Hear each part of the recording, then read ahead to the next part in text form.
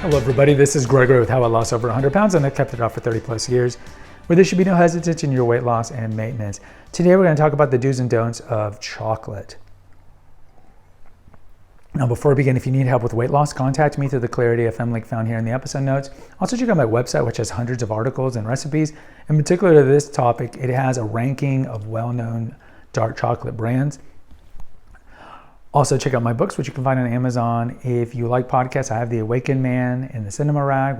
One's a health podcast I've had since 2017. The other one is a movie podcast. And lastly, if you appreciate my content, there is a link for PayPal. So, chocolate. Come on, everybody likes chocolate. Think of Willy Wonka. We all like chocolate. Most of us grow up eating Hershey's chocolate or peanut butter cups or some iteration of milk chocolate. Understand, one of the reasons why milk chocolate is so good is because chocolate, or the cacao or the cocoa alkalized processed chocolate, whatever you want to call the chocolate, is the third ingredient behind sugar and dairy. And so it has a lot of crap in it, and that's what makes it tasty and good. But overall, the standard chocolate candy bars are not good for us. They have way too much sugar, that's the main culprit, and they don't have a lot of the benefits of the cacao, the chocolate bean. So as much as we all want to be eating candy bars, we do eventually want to wean off to that and go to the dark chocolate variety. Now, there are people who don't like chocolate at all, and there's people that just don't find the taste to be palatable to their liking. But for those of you who love chocolate, like myself, you really got to delve into dark chocolate. And we're going to talk about some of the do's and don'ts of dark chocolate. And some of the do's are this. Chocolate, when I'm saying chocolate from now on, I'm really talking about dark chocolate, because you really should not be eating milk chocolate or white chocolate. Dark chocolate has a higher percentage of the cacao, of the chocolate bean. And we're not really going to spend a lot of time on how, not a lot of the chocolate beans, not like blood diamonds, but a lot of, or the tungsten and cobalt that's in your iPhone is made by slave labor in Africa.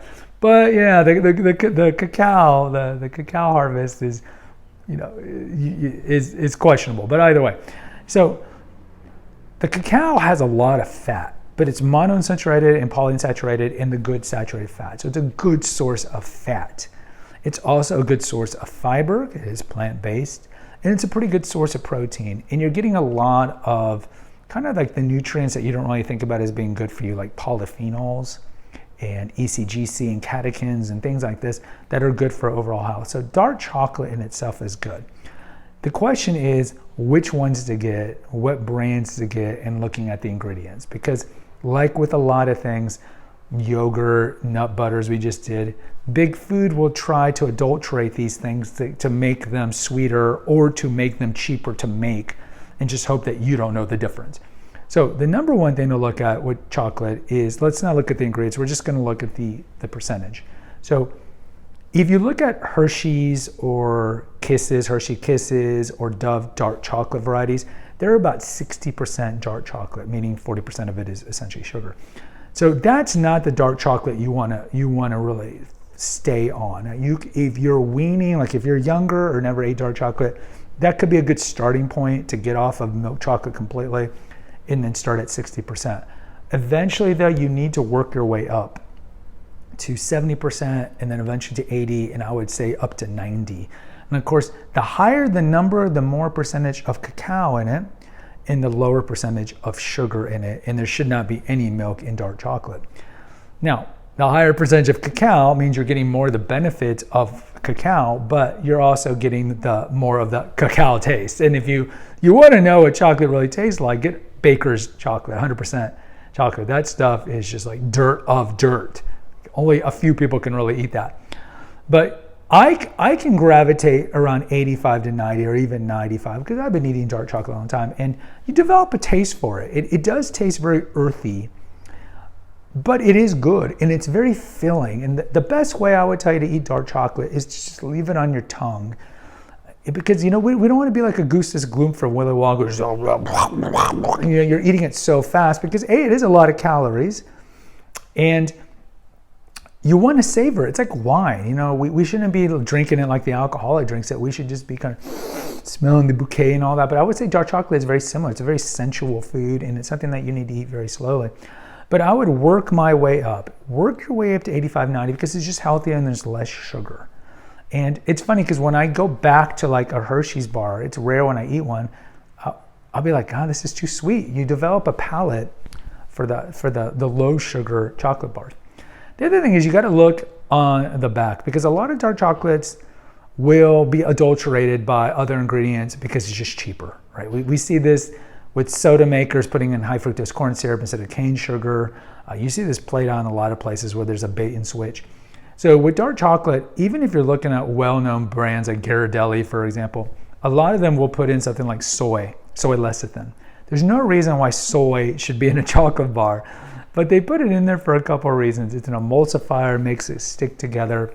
And again, it's cheaper because soy is genetically modified in America and it's dirt cheap. So they'll put it in there for no reason to put it in there. There's really no good reason to put it in there aside from it adulterates and it's a filler.